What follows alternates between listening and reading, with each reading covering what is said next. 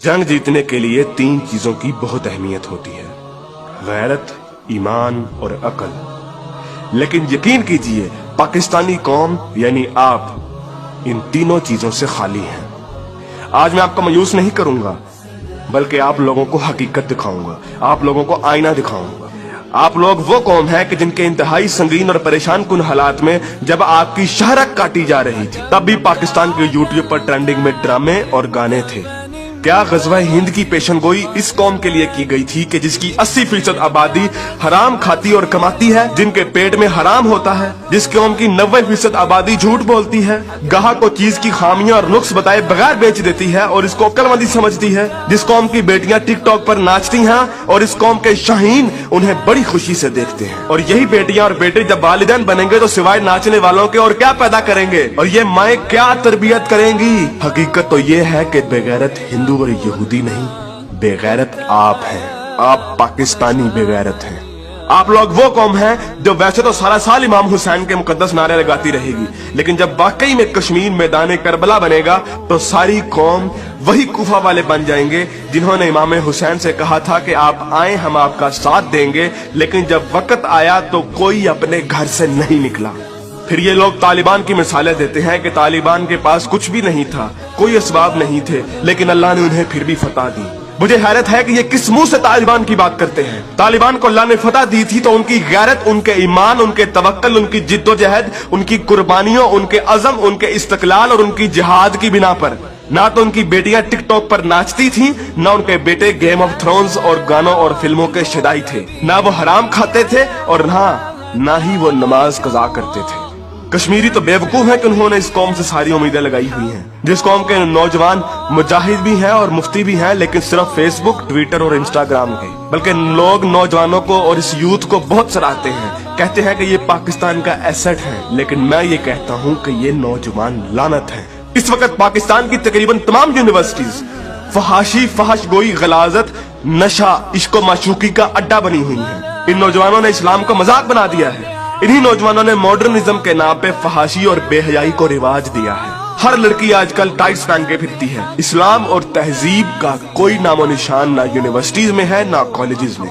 आज के लड़के गर्लफ्रेंड बनाने और लड़कियां बॉयफ्रेंड बनाने को फख्र समझती हैं। इन्हीं नौजवानों में चर्स और सिगरेट एक फैशन बन चुका है। हॉलीवुड के गाने और फिल्में और खुसूसी तौर पे नेटफ्लिक्स आज फैशन, मॉडर्न और पढ़े लिखे होने की अलामत है। और फितने सिर्फ शहरी इलाकों में ही नहीं, देहात में अक्सर मसाजिद खाली पड़ी रहती हैं। बमुश्किल किसी मस्जिद में एक सबसे ज्यादा नमाजी होते हैं। और झूठ, शरीकेबाजी, बदला और फसाद जितना देहात में होता है उतना तो शहरों में भी नहीं होता। अक्सर कॉलेजेस और यूनिवर्सिटीज के असातिज़ा फहश किस्म की जुगतें लगाते हैं और बच्चों को बजाय अखलाकियात की तालीम देने के खुद बद अखलाकी की मिसाल बने होते हैं। और ऐसा क्यों ना हो, जब टीचर 45 मिनट पढ़ाने के पैसे ले लेता है लेकिन 20 मिनट पढ़ाता है और बाकी टाइम या तो मोबाइल पे गुजारता है या जुगतबाजी में या मजाक करने में, तो जब असातिज़ा तक के पेट में हराम की कमाई होगी तो वो क्या अखलाक सिखाएंगे। और सबसे बढ़कर हम जिन्स परस्ती और लौंडेबाजी पे पने हुए मजाक इस कदर आम हो चुके हैं, इस कदर आम हो चुके हैं कि सोशल मीडिया पर चलने वाले बिलावल भुट्टो और शेख रशीद की मीम्स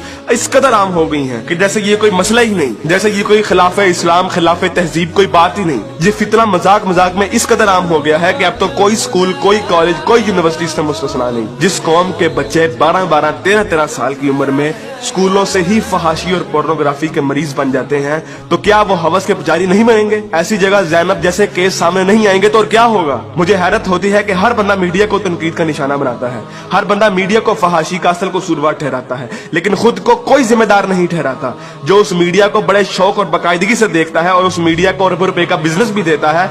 बल्कि टीवी और गाने तो इस कौम के लिए आज ऑक्सीजन बन गए हैं। आप अभी किसी नाई की दुकान पर चले जाएं, किसी दर्जी की दुकान पर चले जाएं, हत्ता कि किसी चिंची रक्षे को देख लें, सब जगह गाने और मुजरे चल रहे होंगे। तकरीबन हर बंदे के व्हाट्सएप के स्टेटस पे या तो कोई टिकटॉक की वीडियो या फिर गाने लगे होंगे। और सबसे बढ़कर बेशर्मी और हराम इस कौम में इस कदर सराहियत कर गया है कि अब तो नातों को भी म्यूजिक के बगैर नहीं सुनते, नातों तक के अंदर म्यूजिक लगा दिया गया है। हमारी कौम का तो मजदूर और गरीब बंदा भी उतना ही खबीस है कि जितना अमीर। हर बंदा हराम खाता और कमाता है, फर्क सिर्फ ये है कि कोई ज्यादा खाता है और कोई कम। मुझे बताइए कि कितने मजदूर और कितने गरीब लोग आप मस्जिद में देखते हैं? किसी बाजार में चले जाएं, मर्दों से कई गुना ज्यादा औरतें नजर आएंगी। औरत अब बाजार की जीनत बन चुकी है। इस इस्लामी मुआशरे में आज तक किसी को कुरान तर्जुमे से पढ़ने की तौफीक नहीं हुई, और अगर कोई पढ़ता है तो सिर्फ अपने मतलब के दलाइल ढूंढने के लिए।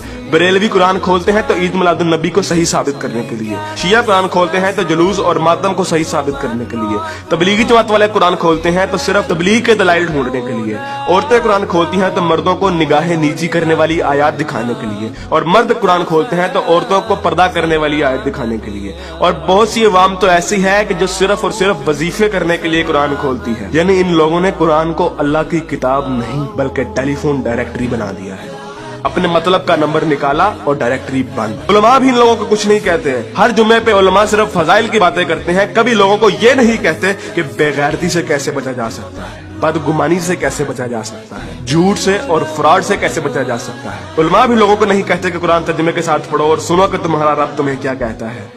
और यकीन कीजिए कि जब आप कुरान तर्जुमे के साथ पढ़ेंगे तो आपको अंदाजा होगा कि एक बार सुभान अल्लाह या 100 बार कलमा पढ़ने से जन्नत नहीं मिलनी। अमल करना पड़ता है, अमल। लेकिन हमारे मीठे मीठे उलमा और मुबल्लिग सिर्फ और सिर्फ मोहब्बतें बांटने पर जन्नतों का वीजा दे देते हैं। जिस मुल्क में दुनिया में सबसे ज्यादा ईद मिलादुन नबी मनाई जाती हो, मुहर्रम के जुलूस निकलते हो, तबलीगी जमात वाले तबलीग करते हो, वही मुल्क दुनिया में करप्शन और झूठ और हराम कमाने में सबसे आगे है। तुम लोग कुर्बानी के लिए जानवर भी लेते हो तो सिर्फ लोगों को दिखाने के लिए, अपना स्टेटस कायम करने के लिए। यकीन कीजिए असल गद्दार आप हैं। कायदे आजम अल्लामा इकबाल और 50 लाख शोहदा के लहू से गद्दारी की है आपने, पाकिस्तान से गद्दारी की है आपने, और सबसे बढ़कर अल्लाह और उसके रसूल से गद्दारी की है आपने। गज़वा उहद में जब सहाबा ने हुजूर अकरम सल्लल्लाहु अलैहि वसल्लम की एक छोटी सी नाफरमानी की थी, तो उस छोटी सी नाफरमानी की बिना पर अल्लाह ने मुसलमानों को बहुत बड़ी शिकस्त दी। हालांकि वो सहाबा थे और अल्लाह के रसूल भी उनमें मौजूद थे।